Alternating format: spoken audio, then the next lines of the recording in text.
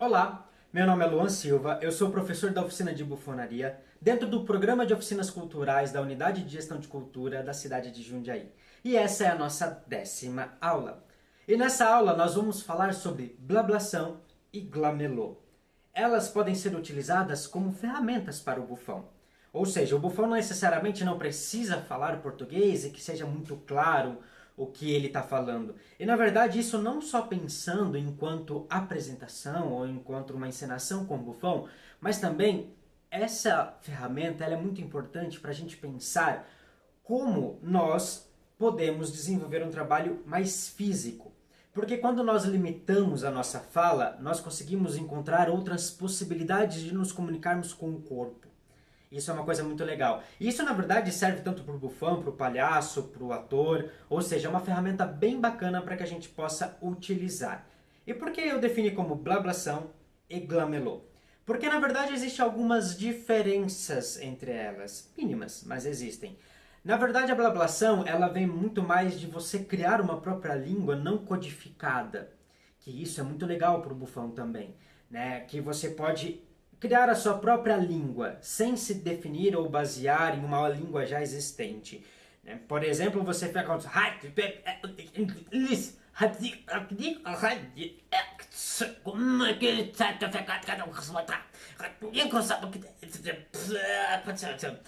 Ou seja, você cria uma língua ilógica, a sua língua. E vocês perceberam uma coisa interessante? Quando eu comecei a experimentar a blablação, o meu corpo já vai se construindo para uma outra realidade. A gente tem que criar esse registro no nosso corpo de que eu quero me comunicar. E se eu tenho a alimentação da voz, eu vou também explorar o meu corpo para que aquilo seja compreensível. Um ponto muito interessante da gente refletir. Tanto na blablação quanto no glamelô, nós temos que ter consciência do que a gente quer comunicar. Pode ser que não seja muito claro e as pessoas não compreendam exatamente aquilo que nós queremos passar. Mas nós temos que ter em mente e ter bem claro o que nós queremos comunicar. Esse é um fator muito importante. O segundo é como eu vou fazer isso. Porque existe a blablação pobre, que eu fico só... que pode ser interessante, depende da sua proposta. Mas o legal é você explorar outras consoantes, outras vogais e ver o que você consegue criar com isso.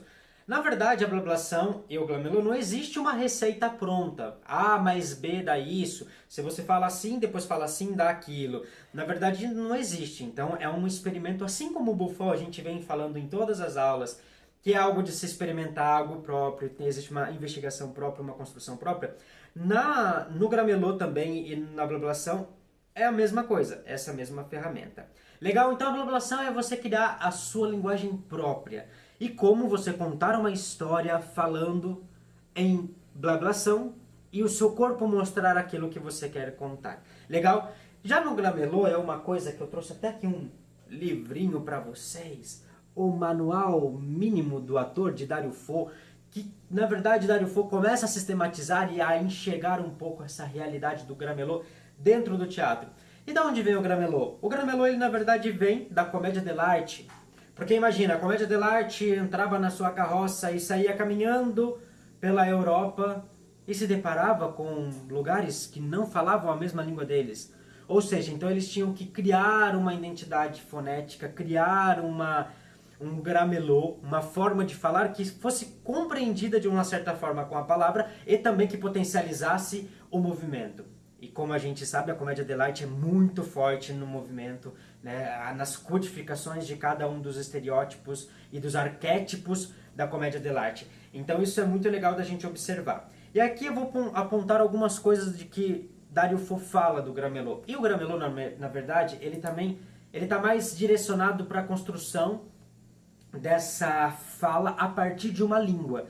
Então, de um francês, de um italiano ou de um dialeto. Por exemplo, na Itália se fala vários dialetos, então como que você pode construir o gramelô em cima desses dialetos? Legal? Eu separei aqui algumas palavras de Dario Fo para vocês, para compreendermos um pouquinho mais o universo do gramelô. Ele fala aqui um pouquinho que o gramelô é uma palavra de origem francesa, inventada pelos cômicos dell'arte e italianizada pelos venezianos, que pronunciavam gramolotto. apesar de não possuir um significado intrínseco, sua mistura de sons consegue surgir o sentido do discurso. Trata-se, portanto, de um jogo onomatopeico articulado com arbitrariedade, mas capaz de transmitir, com o acréscimo dos gestos, ritmo e sonoridade particulares, um discurso completo. Ou seja, você consegue fazer um discurso completo, você consegue colocar várias coisas dentro do Gramelô. Legal? E aqui ele fala também sobre a questão do como construir o Gramelô, na verdade, né? E ele disse assim: para a execução do Gramelô, porém, é quase impossível ditar regras e muito menos sistematizá-las. Precisamos trabalhar com a intuição, fundamentos em um saber prático subterrâneo, sendo inviável o estabelecimento de um método definitivo e a transmissão do conhecimento em detalhes. Entretanto, a partir do exercício da observação, podemos alcançar a compreensão. Ou seja, não existe uma regra, não existe um método, não existe um livro que eu vou pegar e vou ler e falar assim, a Gramelô se faz dessa maneira. É a sua investigação. É a partir da sua observação, da sua compreensão da língua e de como que você pode construir o seu Gramelô a partir dessa língua. Isso é muito legal.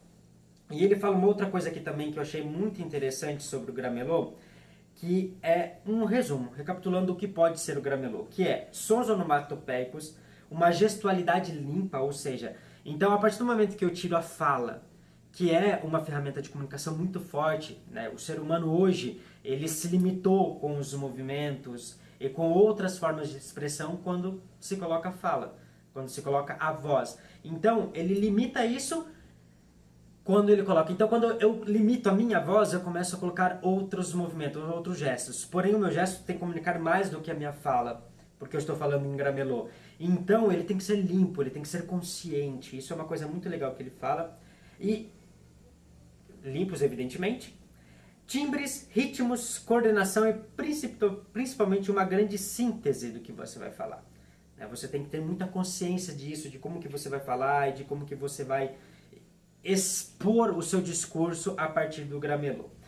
E é legal porque aqui durante o livro ele também fala de algumas, como ele mesmo diz ali que não existe uma técnica, mas ele fala de alguns detalhes. Por exemplo, você pegar algumas palavras que sejam muito fortes da língua, você pegar palavras e dar um outro sentido para ela, você trabalhar com algumas sílabas e onomatopeias e vogais que definem aquela língua. Então, isso são algumas das coisas que vocês podem experimentar e investigar.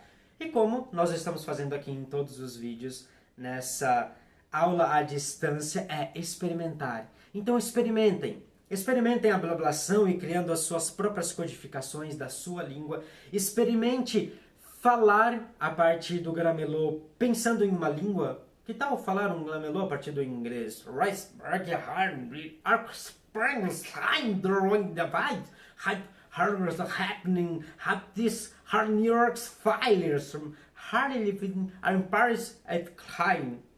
Não sei, por exemplo, isso é uma boa investigação.